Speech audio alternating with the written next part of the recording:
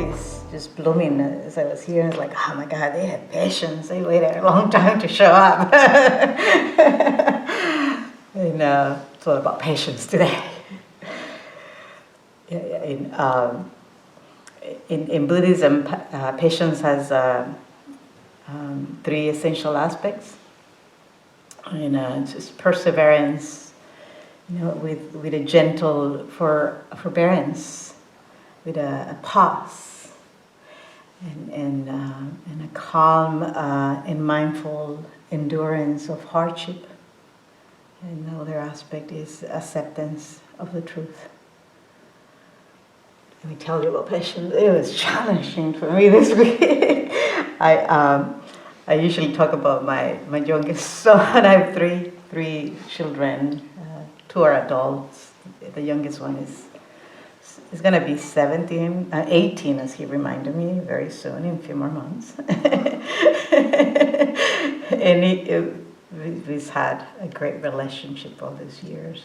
Been very joyful and easier than the other 2, because the other 2 was 20 when I had them. He challenged me, and it wasn't easy to stay with that. For about a year, he's been asking me for earrings, to put earrings, and I'm like, doing my explanations why he has to wait, and he came this week when I'm supposed to be on retreat and being all peaceful and bliss. He comes with 2 earrings, and not only he shows up with 2 earrings, but he asks his cousin to film my reaction. And here I am, cooking. And of course I didn't look at his, I didn't have my glasses on. I didn't notice his ears, right? Why would I notice his little ears? And I just kind of thought it was weird that his cousin is filming me. And then he's like, oh, now I'm scared, he says. And then I look at him, he's like, oh, you gotta stop that filming right there. I'm really angry. And I really say, stop, I'm really angry. And my nephew just walked out. He's like, oh, she's really angry. I was like, you damn sure I'm really angry, right? And, and it went on, him challenging my reasons and calling me sexist and me sexist, it was a great opportunity, to practice and to remind myself, this is not a good time for us to talk. I need to be with this. It wasn't about, I need to meditate. It's different. We don't meditate on those things. We need to reflect and inquire. And so it was a great opportunity, to practice what I like to, reflect my reflections with you. Just like it just happens. But, like I said, it happens in every day of our life. We have this opportunity. And when the opportunity shows up, if we don't practice patience, then it shows up in different forms. And some of you, when you're not patient, how do you experience it in the body? Anger? Tension? Shoulders. Insomnia? Shoulder? Yeah? What do you think of? Frustration. Rejection sometimes. Rage. We feel very aggressive. Not just like this, but just like with words, right? And sometimes it's just like ill will. For a moment, it's like, I wish your ears all get infected. Hey, I'm a human. I was angry. And aversions, I don't want to see you. He doesn't have them, by the way. I took them off. We're still in process. But so it just, it shows up in different ways that can be really harmful to our body and our mind, and also to others. And so when we practice patience, with perseverance and pausing, it enables us to have this awareness of what's happening with us, and to practice our effort. It's sort of like when we come here and we sit, it takes a lot of effort and patience to just let me sit here and let me see what happens. And I was saying, like, whatever personality showed up when we sit here, it's like we see all these ideas and thoughts and ways of us believing and thinking and clinging that shows up, right? And then there are times that we may have like just periods where we like sit really and we feel blissful, happy, and like what we call like a good seat, like good practice, right?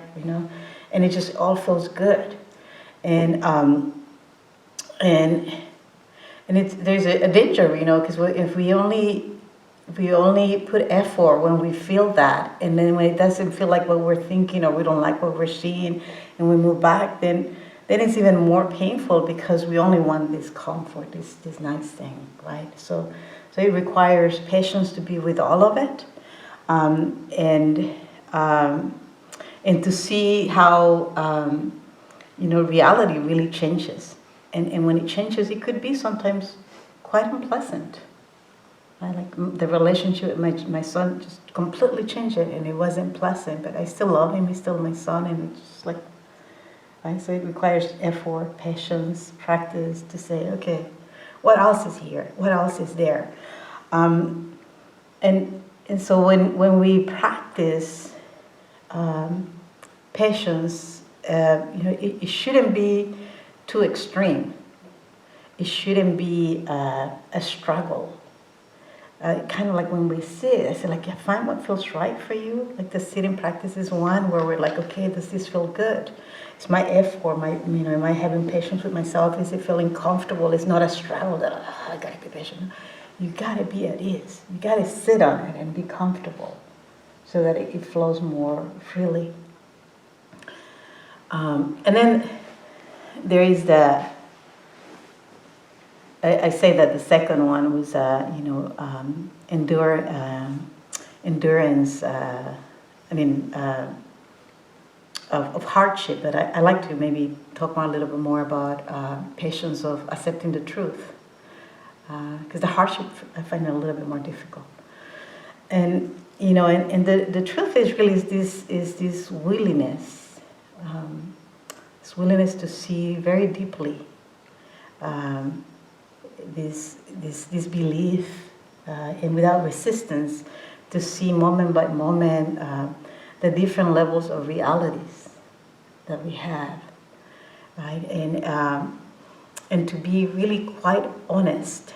It's an opportunity of honesty to see things how they are without, if there are strong emotions. Without escalating, like without, saying like, yeah, I'm an angry person. I'm truly, really an angry person, or I feel hurt, I feel betrayed, whatever is the strong emotion, or I'm having a hard time really understanding this or seeing this clearly. That honesty can be really harsh to see, because we have all these things that we believe, all these ideas that we believe, and we cling into it. And so, if we're not able to go a little bit to these views or ideas that we cling onto, there's a lot more suffering and a lot more constraint. So it requires that willingness to really see all of our imperfections and be okay. Like, I'm not perfect. I don't need to meet all these expectations that I'm a perfect mom. No, that's your idea. Well, that is my idea that I want to be perfect, but I am a human being that is going to be making mistakes along the road. It has nothing to do also with suppression.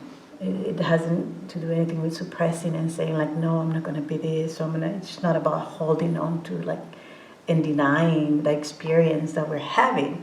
In fact, it has to do the opposite. It has to do with this open awareness and gentle awareness, with or relationship of what we're clinging, what we're believing. And while we do that, I mean, I'm talking again, like it may take a long time as, we sit here. It's like sometimes at the beginning it's like, oh, it's busy. And then we're like, okay, I'm going to be patient. At the end, it's going to be easier. And then we end the sit and we're still daydreaming. We're still with this personality that is dreaming about becoming, big actress or whatever, or winning the Oscar tonight. And then you realize, oh no, I'm just me here sitting in there. I'm not going to win an Oscar. So there's that passion that like all of this that is happening and that we're believing little by little is becoming clear and more clear. And also when we're dealing with difficult emotions, it's also giving a space to de-escalate whatever is just boiling in there within us, without denying it. The first part is recognizing what is happening in the body, not why. But first is what is happening. What is this that I'm experiencing? And then inquiring more like, why is it that I'm suffering? Oh, because I believe this. Or because somebody did this to me. Well, why is that this person's action really hurts me? What is it that I believe? Right? And so it takes time to see that, not to ignore it. But again, it's kind of like, we put the tea bag or coffee and we put the hot water, right? And it's boiling, it's really hot. If we take it right away and drink it, most likely it's going to do some harm instead of good. But if we sit and see the steam just little by little cooling off, then you even see the water sometimes a little bit more clear, and you see the sedimentation on the bottom, and then it's easier to accept it, to drink it. So that's part of the passion, letting things calm down, simmer, so that we can see a little bit more clearly and investigate why is it that we are suffering? Why is it that I believe this? Why is it that I'm clinging? Like in the case with going back with my son, because that's the recent experience that I had. Clearly for me it's not about sexism or about him seeing things that he would be different because he has earrings, right? At come to terms, it's just my rules in this house. Well, what is this rule?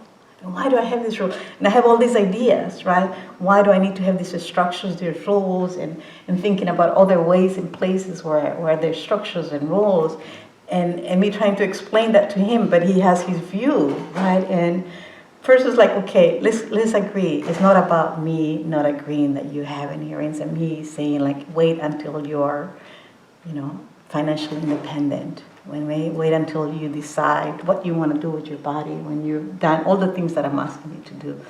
So, but in that process, it's like, wow, do I have to really go to my structures? Do I really have to go to these ideas that I believe are right for everyone? Or can I change them? Why is it that I'm so attached and so clinging? And why is it so hard for me to say, no, I can bend this rule. I can let go of this expectation. And that alone, it takes a great honesty to say, yeah, maybe this expectation, maybe this rule that I have doesn't really work. So it's quite, and it's not about what he believes about me, but it's inquiring, am I clinging to this rule that it has to be this way? Does it really work or not? So that's the honesty. And that's the hard part. That's the passion of just letting go to those things, right? I'm not saying that I completely let go, but that's the work. That's the beauty of the work. And so, so it's that passion to see our own imperfections. With kindness, we use a lot here at the end of sitting. We use the metta, the loving kindness, and say more like a self-awareness with kindness and compassion. To see, wow, I'm really not perfect. There's something here that I need to study and learn about the way I view the world. And realizing that I don't have to live up to any ideas or standards that others may have about my role. or my space as a human being that I occupy, but doing something that is good for me and for others also, that my actions, my rules don't inflict harm onto others. Which brings me to the next part, which is having patience, or a calm endurance when there is hardship. And that one, it's the pause in examination about those structures or acts that bring suffering to us or to others. The Buddha said that the world rests on suffering, but endurance of suffering doesn't mean not to do anything about it to alleviate it. That's not what it's saying, right? It's just saying, there is, like we're all resting in this planet that has suffering. We have suffering in many different ways, but patience is not passive. It is motivated by acceptance, and as I mentioned earlier, with compassion, or if you want to call it loving kindness, but this compassionate awareness for suffering, and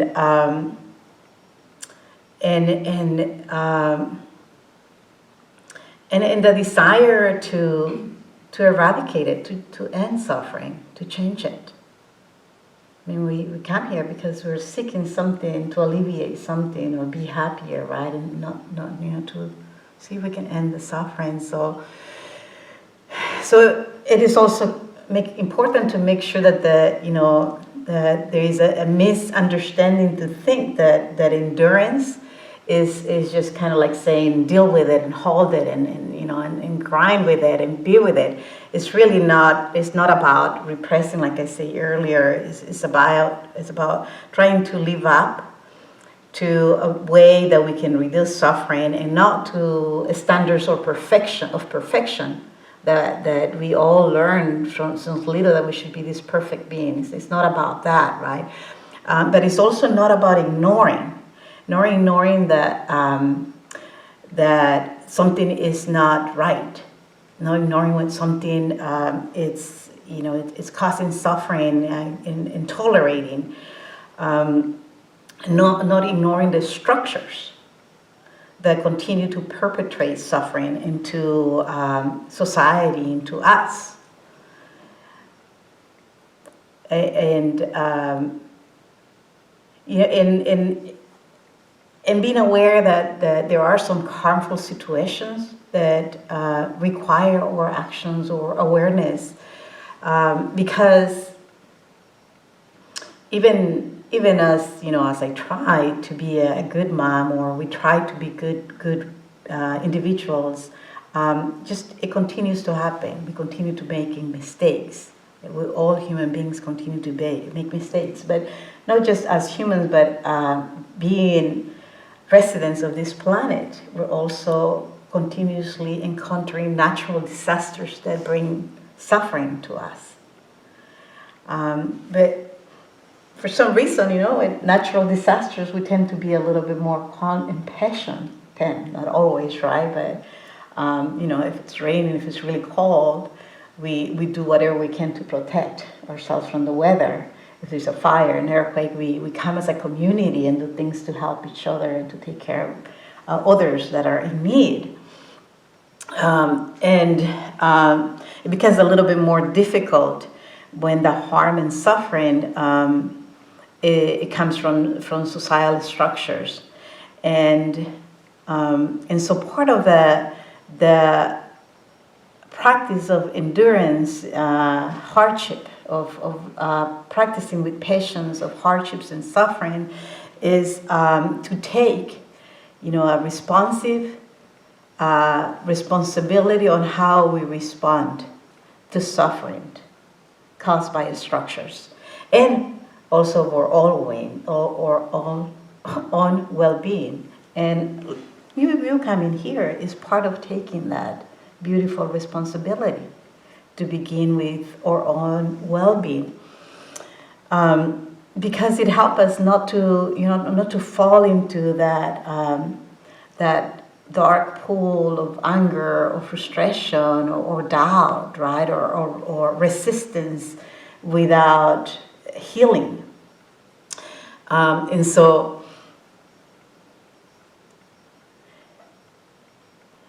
if passion is not passive, right, then how can we practice patience in our society? I guess that's the question for you, for me, and for all of us to explore, to think about it, right? And I think we can begin by working in understanding in ways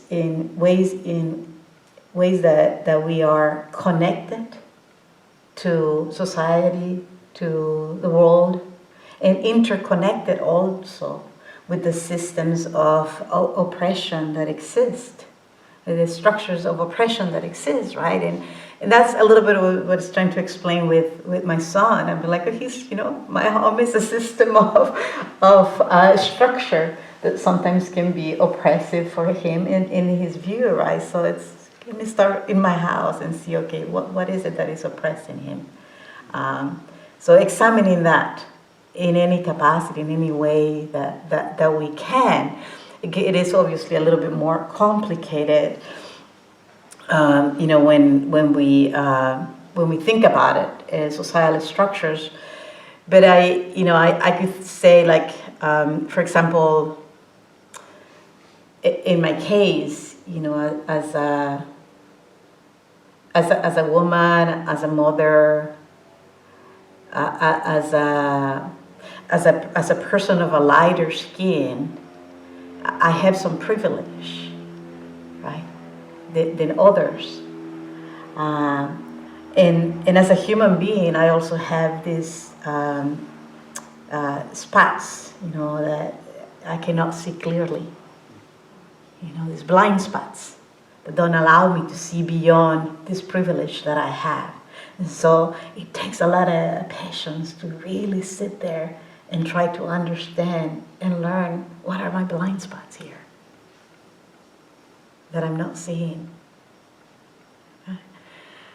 And as an immigrant woman with a heavy accent, who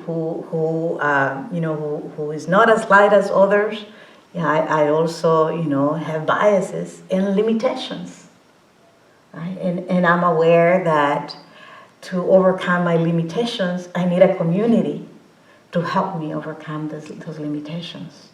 And whether that community is the Sangha, my teachers, or friends, I'm not alone. There's a connection, there's an interconnection.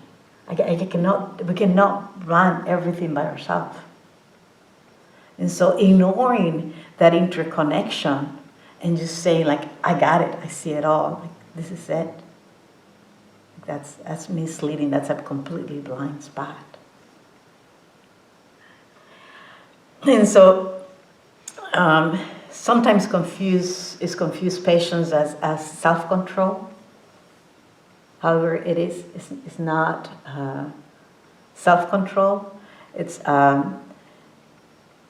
because to think about self-control, then is also to believe that we can control others. I cannot control you. I cannot control anyone who turn on or off the camera there, right? Like, I mean, it's not. So it's more of an awareness and a responsive response and understanding.